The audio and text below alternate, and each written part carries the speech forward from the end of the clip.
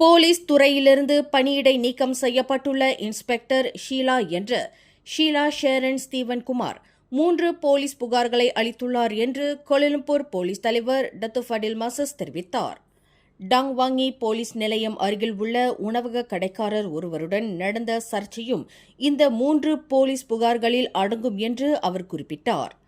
நேற்று நவம்பர் 13ஆம் தேதி உணவக கடைக்காரரிடம் செல்லத்தக்க லைசன்ஸ் உள்ளதா என்று கேள்வி எழுப்பியதுடன் அங்கிருந்த வாடிக்கையாளர்களை நோக்கி ஷீலா சத்தம் போட்டதாக கூறப்படுகிறது.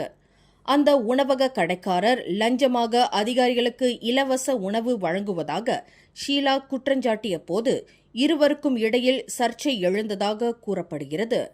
மேலும் அரசாங்க பணியாளர்களின் பணிக்கு தாம் இடையூறு விளைவித்ததாக கூறி தாம் கைது செய்யப்பட்ட முறை தொடர்பில் ஷீலா 2வது போலீஸ் புகாரை அளித்துள்ளார்.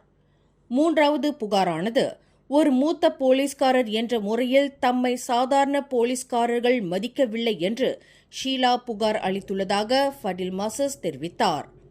எனினும் 3வது புகாருக்கு எதிராக எந்தவொரு நடவடிக்கையும் எடுக்கப்படாது.